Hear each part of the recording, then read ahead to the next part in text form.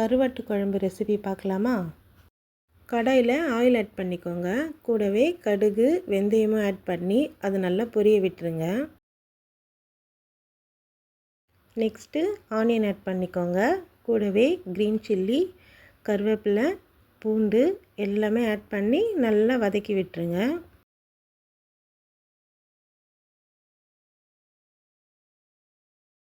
கூடவே கொஞ்சமாக இஞ்சி பூண்டு பேஸ்ட் ஆட் பண்ணி அதையும் நல்லா வதக்கி விட்டுருங்க. எல்லாமே நல்லா வதங்கினதுக்கப்புறம் தக்காளி ஆட் பண்ணி அதையும் நல்லா வதக்கி விட்டுருங்க.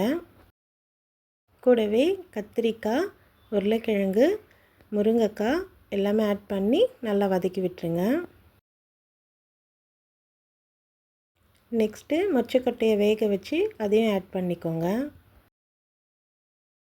எல்லாமே நல்லா வதங்கினதுக்கப்புறம் மஞ்சத்தூள், குழம்பு மிளகாய்த்தூள், தேவையான அளவு உப்பும் ஆட் பண்ணி நல்லா மிக்ஸ் பண்ணி விட்டுருங்க. கூடவே புளி தண்ணியும் ஆட் பண்ணி மிக்ஸ் பண்ணி விட்டுருங்க. நெக்ஸ்ட்டு நல்லா வாஷ் பண்ணி வச்சுருக்க கருவாடையும் ஆட் பண்ணி விட்டுருங்க. நான் வாழை கருவாடும் நெத்திலி கருவாடும் ஆட் பண்ணியிருக்கேன். உங்களுக்கு எந்த கருவாடு பிடிக்குமோ அந்த கருவாடை ஆட் பண்ணிக்கோங்க. நல்லா கொதிக்க விட்டுருங்க.